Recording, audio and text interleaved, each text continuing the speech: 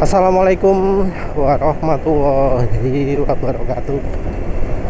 Kali ini penulis ingin bicara soal motor Honda lagi ya, karena penulis amati kok. Gimana ya? Antara yang skeptis, yang sedih, yang kecewa, yang nanggung-nanggung ya kalau reaksi dari para pemilik motor Honda. Tentu juga tidak menutup kemungkinan adanya sales yang mencoba menyamar menjadi pemilik motor tertentu ya. Ada yang nyamar jadi pemiliknya Scoopy, pemiliknya Beat Deluxe, Vario 160 dan seterusnya.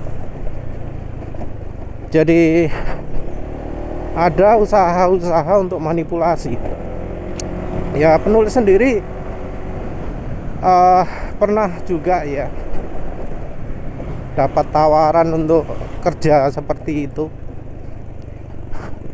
Kerjanya cuma nge-like produk dari sesuatu toko online. Sekali nge-like 10.000, sehari bisa sampai 500.000 gitu katanya, kalau ada 20 tugas nge-like gitu ya. Hebat itu ya. Jadi kerja seperti itu memungkinkan. Nah, kalau dibayari sampai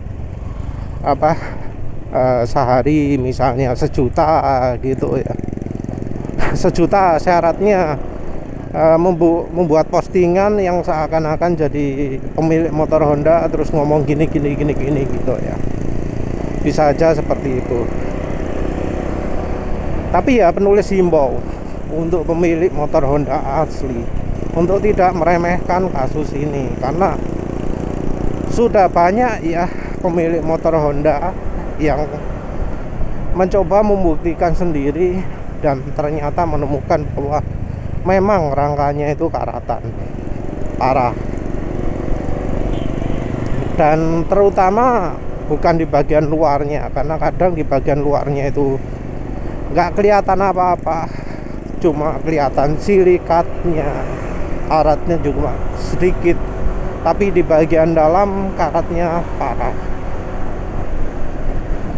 Ada beberapa yang menyebutkan bahwa selama motornya dirawat dengan baik, nggak perlu melakukan penanganan yang lain-lain. Nah, itu betul-betul salah ya.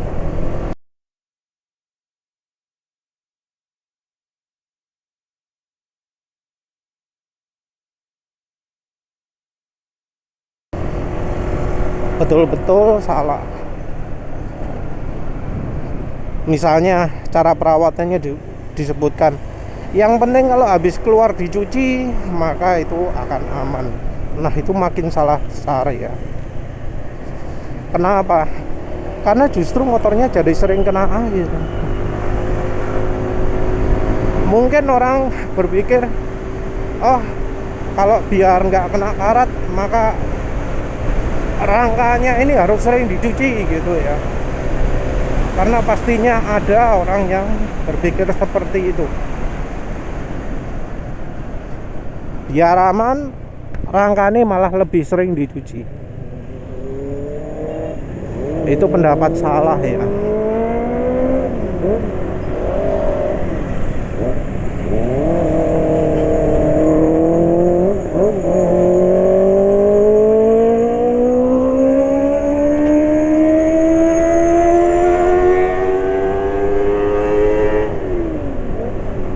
Justru kalau motor itu sering dicuci, maka ya yang namanya sumber karatnya jadi malah lebih sering terjadi. Dan yang lebih parah adalah karena karat ini terjadi pada bagian yang tidak terlihat.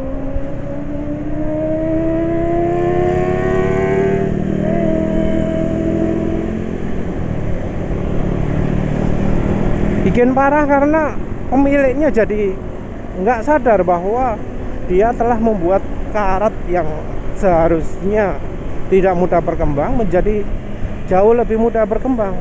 Jadi rekomendasi buzzer ya yang sering kita sebutkan itu justru akan membuat motor itu makin cepat rusak.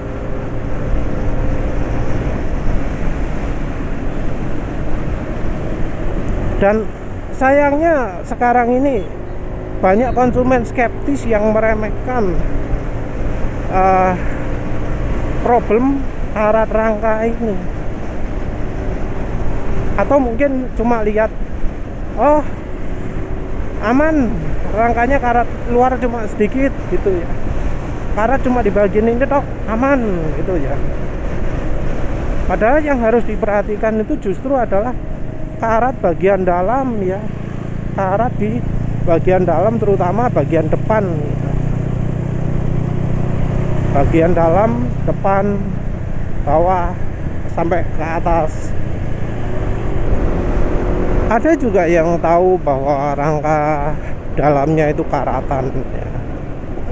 Terus berpikir bahwa oh beli anti karat yang paling mahal dah, yang harganya berapa, 400.000 sebotol gitu ya. Terus dianggap dengan menggunakan anti karat yang paling mahal harganya itu sudah aman guys. Karena sudah dikasih 400.000 ya, mahal kan, dijamin pasti aman. Penulis yakin ada saja orang yang berpendapat seperti ini. Dipikir dengan ya pakai sesuatu yang super sangat amat mahal, maka karat itu pasti aman. Padahal tidak. Karena keamanan terhadap karat bukan cuma tergantung pada harga, tapi lebih ke penanganan yang penanganan yang pas. Karena ya bisa jadi nggak perlu semahal itu. Bisa jadi cukup modal wing porselen satu botol ya, ukuran biro 900 ml tapi ya. WPC harganya 25.000. Terus cat spray RJ London ya mungkin 30.000 atau ya 25.000. Wes mbok 30.000 untuk 300 ml ya. Cat hitam, spray simple, sederhana, wis gak perlu yang tahan panas macam-macam, pokoknya cat.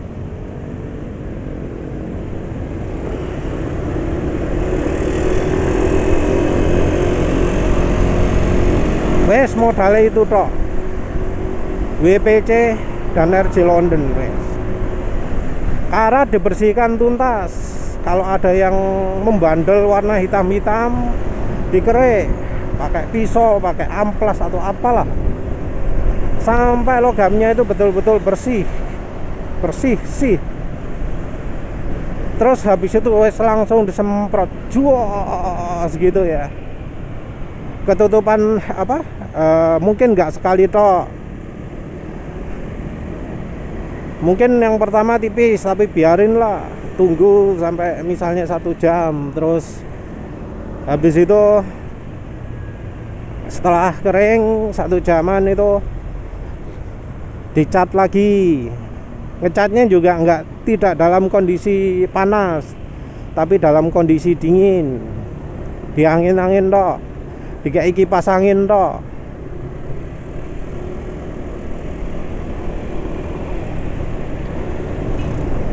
Lakukan beberapa kali, wes begitu rata nutup sudah, wes tinggal pakai. Untuk bagian rangka-rangka lain yang susah dicapai, andalkan dengan selotip dan cat 1 kiloan, cat besi 1 kiloan apa setengah kiloan gitu, yang nggak mahal juga.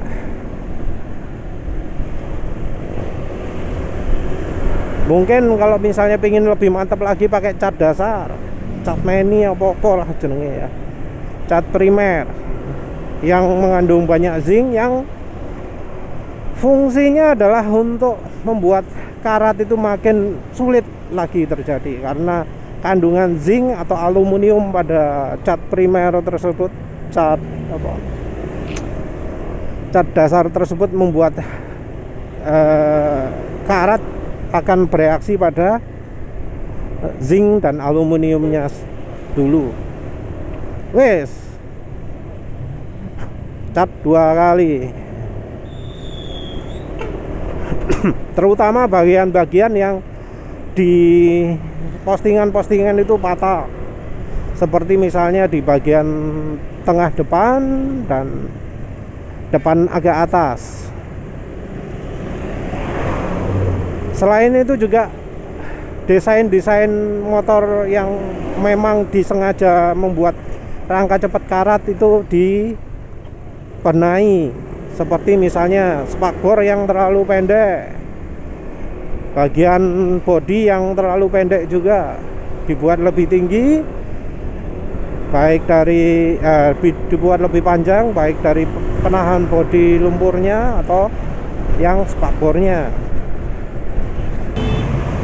Yang jelas setelah itu jangan nuruti omongannya yang orang-orang ngaco itu, yang ngomong rangka harus sering dirawat, harus sering dimandikan dan seterusnya. Itu rekomendasi orang yang apa ya jenenge, malah bikin kacau ya. Mungkin niatnya membela merek ya, tapi dengan menyuruh orang lebih perhatian dengan rangka, sering dicuci atau seterusnya, akan membuat bom waktu yang di kemudian hari akan membuat banyak orang yang jadi korban. Karena ingat, rangka ESAF katanya beredar 10 juta.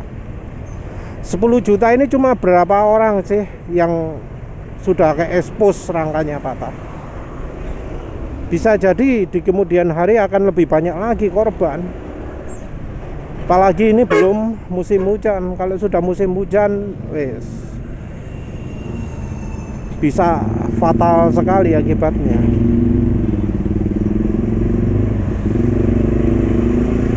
Mungkin ada yang mempertimbangkan jual motor ya.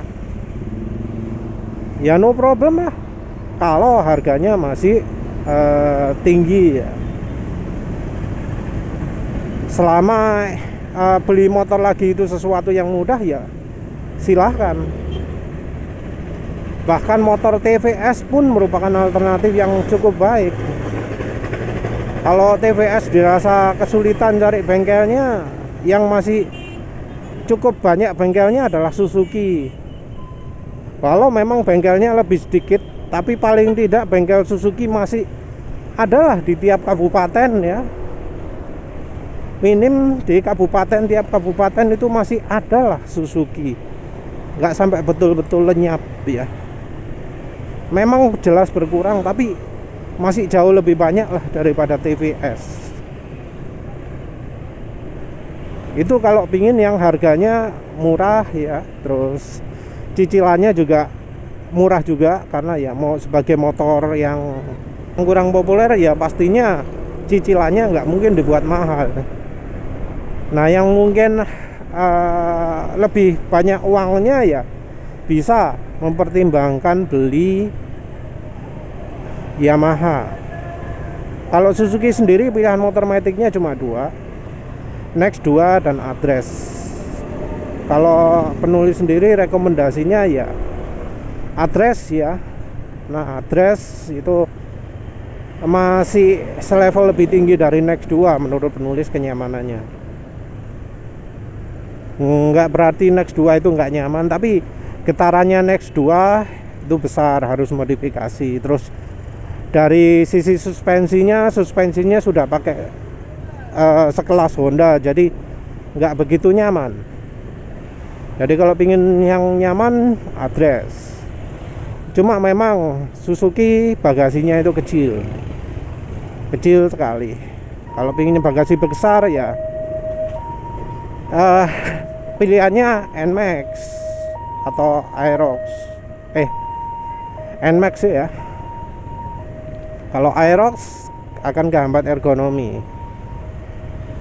Apa mana ya yang bagasinya cukup besar? Frigo juga bagasinya cukup besar karena tangki bensin depan. Cuma memang kalau Yamaha modelnya ya nyentrik ya, terserah, tergantung dari selera. Kalau misal ya nanti Honda itu jual motor yang bukan ESAV, jangan dibeli ya. Jangan dibeli.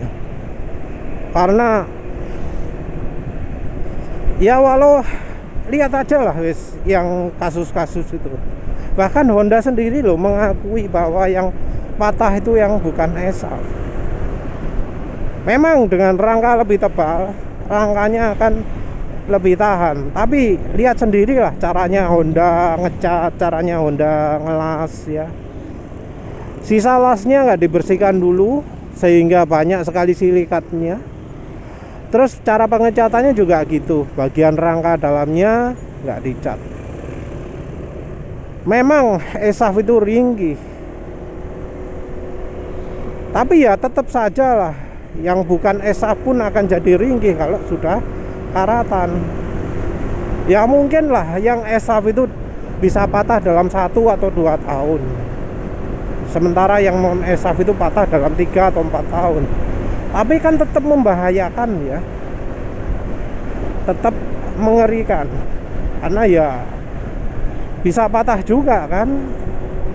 Jadi penulis rekomendasi kan, kalau memang merasa pengen punya motor itu sampai misalnya 10 tahun, jangan beli motor Honda lagi, kecuali Honda itu bisa menjamin bahwa oh rangka kami akan tetap aman walau sampai 10 tahun, nggak karatan, nggak opo macam-macam yang bisa merusak rangkanya. Karena dari banyak informasi, logam yang dipakai oleh Honda itu termasuk yang paling jelek kualitasnya. Dari logamnya saja paling jelek kualitasnya, belum lagi ketebalannya. Logamnya paling tipis dari yang merek-merek lain.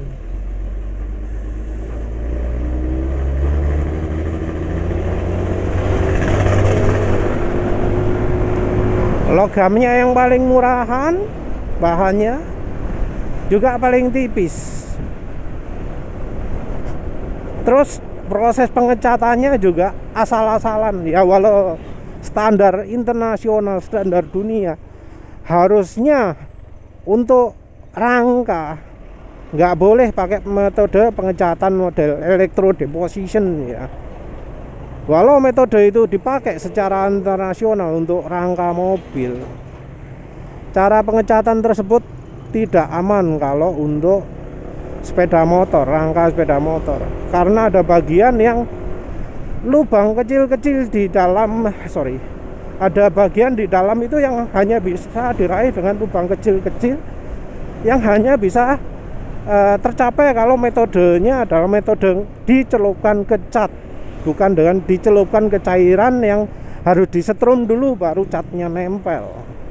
Jadi electrodeposition itu metode dicelup, tapi bagian yang kena cat itu cuma bagian yang kena setrum listrik saja.